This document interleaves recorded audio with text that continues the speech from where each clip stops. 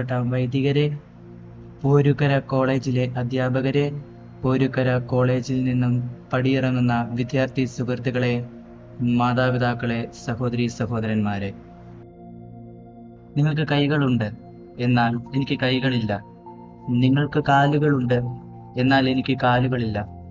നിങ്ങൾക്ക് അപ്പനുണ്ട്, അമ്മയുണ്ട്, എന്നാൽ എനിക്ക് അപ്പനും അമ്മയും ഇല്ല. ഒരുപക്ഷെ വല്ല നായ്ക്കളോ മറ്റു മൃഗങ്ങളോ ഒരു നേരത്തെ ഭക്ഷണത്തിനായി എന്നെ ഭക്ഷിച്ചേനെ. പക്ഷേ ദൈവം എന്നെ കൈവിട്ടില്ല. ദൈവത്തിന്റെ മാലാഖമാരായ സിസ്റ്റേഴ്സ് എന്നെ ഏറ്റെടുത്ത് സംരക്ഷിച്ചു. ആദ്യം കുന്നന്താനത്തുള്ള LSDP സഭാംഗമായ സിസ്റ്റർ ഡോക്ടർ മേരി ലിറ്റിയുടെ, എൻ്റെ ഭാഷയിൽ പറഞ്ഞാൽ എൻ്റെ ലിറ്റിയമ്മയുടെ സംരക്ഷണത്തിലും അവിടുത്തെ ചേച്ചിമാരുടെ സ്നേഹത്തിലും ഞാൻ കഴിഞ്ഞുകൂടി. ഇപ്പോൾ തെള്ളകത്തുള്ള അമ്മ വീട്ടിൽ ബഹുമാനപ്പെട്ട സെബാസ്റ്റ്യനച്ചൻ്റെ സംരക്ഷണത്തിൽ കഴിഞ്ഞുകൂടുന്നു. ഞാൻ Mannanam saint Ephraim's higher secondary സ്കൂളിൽ കൊമേഴ്സ് വിഭാഗം 2ാം വർഷ വിദ്യാർത്ഥിയാണ്. ഈ കലാലയത്തിൽ നിന്നും പടിയിറങ്ങുന്ന ചേച്ചിമാരോടും ചേട്ടന്മാരോടും എനിക്ക് പറയാനുള്ളത്, ജീവിതത്തിൽ നാം നേരിടേണ്ട 4 സത്യങ്ങളെക്കുറിച്ചാണ്. ദൈവം നമ്മുടെ എല്ലാവരുടെയും തലയിൽ ഒരു വര വരച്ചിട്ടുണ്ട്. അതനുസരിച്ച് നമ്മുടെ ജീവിതം മുൻപോട്ട് പോകൂ. അതാണ് നമ്മുടെ വിധി. അതിൽ നാം വിശ്വസിക്കണം.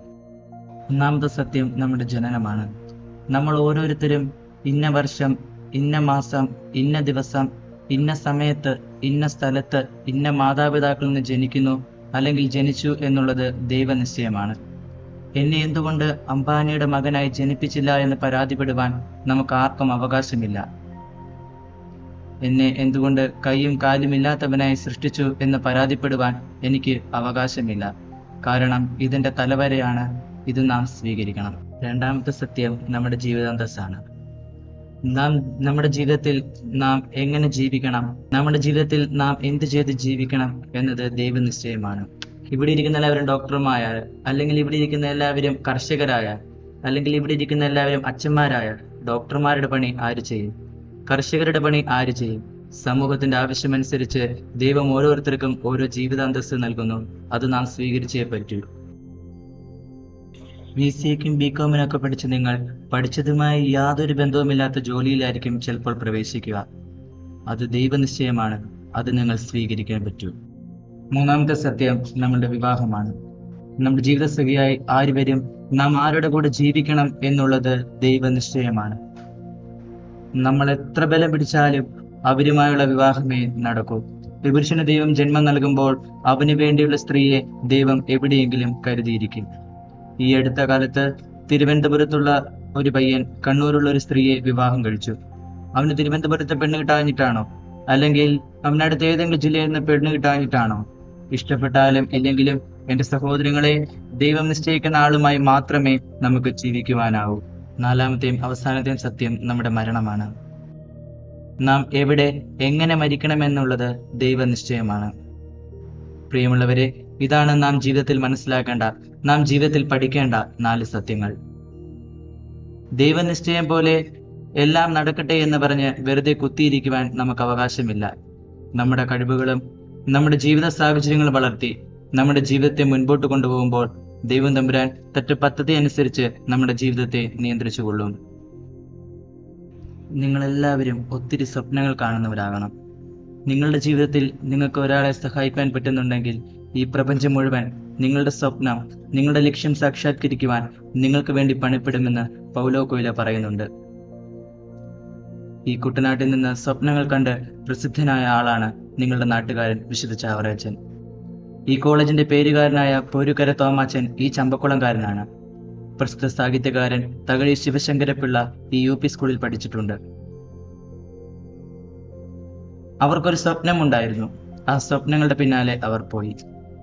യാതൊരു സൗകര്യങ്ങളോ യാതൊരു സാഹചര്യങ്ങളോ ഇല്ലാതിരുന്ന ഈ കുട്ടനാട്ടിൽ നിന്നും അവർ ലോകപ്രസിദ്ധരായി. ഒന്നിനും നിങ്ങൾ തോറ്റുകൊടുക്കരുത്. ചമ്പക്കുളമല്ല നിങ്ങൾ ഉദ്ദേശിക്കുന്ന ലോകം. കുട്ടനാടല്ല, ആലപ്പുഴ ജില്ലയല്ല, കേരളമല്ല, ഇന്ത്യയല്ല, അതിനപ്പുറത്ത് മറ്റൊരു ലോകം ഉണ്ട് എന്നുള്ള സത്യം നിങ്ങൾ മനസ്സിലാകണം. ഈ ലോകം കടുത്ത മത്സരങ്ങളുടേതാണ്. പിടിച്ചു നിൽക്കണമെങ്കിൽ കടുത്ത മത്സരങ്ങൾ നടത്തിയേ പറ്റൂ. നമ്മുടെ ജീവിത സാഹചര്യങ്ങളും നമ്മുടെ കഴിവുകളും വളർത്തിയെടുത്ത് വികസിപ്പിച്ച് ഈ ലോകത്തോട് നമ്മൾ പൊരുതണം. എന്നെ കൊണ്ടൊന്നിനും കൊള്ളില്ല, എന്നെ കാണാൻ കൊള്ളില്ല തുടങ്ങിയ ചിന്തകൾ പ്രിയമുള്ളവരെ നിങ്ങൾ ജീവിതത്തിൽ വെച്ചു പുലർത്തരുത്. അത്തരം ചിന്തകൾ ഞാൻ വെച്ചു പുലർത്തിയിരുന്നെങ്കിൽ ഒരുപക്ഷെ ഇന്ന് ഞാൻ ഈ ലോകത്ത് ഉണ്ടാവുമായിരുന്നില്ല. എനിക്കെല്ലാം സാധ്യമാണെന്ന ചിന്തയോടെ ജീവിതത്തെ മുൻപോട്ട് കൊണ്ടുപോവുക. നെഗറ്റീവായിട്ടുള്ള ഒരു ചിന്തയും നിങ്ങളുടെ ജീവിതത്തിൽ ഉണ്ടാവരുത്. ഇതൊന്നും ശരിയല്ല, എന്നെ കൊണ്ടൊന്നും ആവില്ല, ഈ ലോകം ശരിയല്ല, എൻ്റെ മാതാപിതാക്കൾ ശരിയല്ല, എൻ്റെ സഹോദരങ്ങൾ ശരിയല്ല തുടങ്ങിയ ചിന്തകൾ പാടെ ജീവിതത്തിൽ നിന്ന് മാറ്റി ശുഭാപ്തി വിശ്വാസത്തിൽ ജീവിക്കുവാൻ പഠിക്കുക. നിങ്ങളുടെ ഒരു സഹോദരന്, സഹോദരിക്ക് അല്ലെങ്കിൽ ആർക്കുമാവട്ടെ നിങ്ങൾ ഒരു ഉപകാരം ചെയ്യാൻ, ഒരു സഹായം, ഒരു നന്മയെങ്കിലും ചെയ്യാതെ മുൻപോട്ട് പോകരുത്. നിങ്ങളുടെ ഒരു പ്രോത്സാഹനത്തിന്റെ ഒരു വാക്ക്, ഒരു പുഞ്ചിരി, ഒരു തലോടൽ, സാരമില്ല ഞാൻ നിന്റെ കൂടെയുണ്ട് എന്നൊരു വാക്ക്, ഇങ്ങനെ എന്തെങ്കിലും ഒരു സഹായം, ഒരു നന്മയെങ്കിലും ചെയ്താൽ നിങ്ങളുടെ ജീവിതം ധന്യമാകും. വിശുദ്ധ ചാവറയച്ചൻ പറയുന്നത് പോലെ, നിന്റെ ഒരു ദിവസത്തിൽ ഒരു നന്മ, ഒരു സഹായമെങ്കിലും നീ ചെയ്യുന്നില്ലെങ്കിൽ നിനക്ക് അത്താഴം കഴിക്കുവാൻ അനുവാദമില്ല. മറ്റുള്ളവരുടെ സഹായങ്ങളും മറ്റുള്ളവരുടെ നന്മകളും കൊണ്ടുമാണ് ഞാൻ ജീവിക്കുന്നത്. എന്നെ എന്തിനെങ്ങനെ സൃഷ്ടിച്ചു ദൈവമേ എന്ന് പല നിമിഷങ്ങളിലും ദൈവത്തോട് ചോദിച്ചിട്ടുണ്ട്. എന്നെ സൃഷ്ടിച്ചപ്പോൾ എന്തോ മാനുഫാക്ചറിങ് ഡിഫക്റ്റ് പറ്റി. പക്ഷെ ഞാൻ അതിനെ അംഗീകരിക്കുകയാണ്. കാരണം ഇന്നെന്നെ സഹായിക്കുവാൻ, ഇന്നെന്നെ തീറ്റിപ്പോറ്റുവാൻ, ഇന്നെന്നെ വളർത്തുവാൻ ആ ദൈവം എനിക്ക് എത്രയോ പേരെ തന്നിരിക്കുന്നു. സാഹചര്യങ്ങളിൽ നിരാശപ്പെടാതെ ജീവിതം മുൻപോട്ട് കൊണ്ടുപോവുക.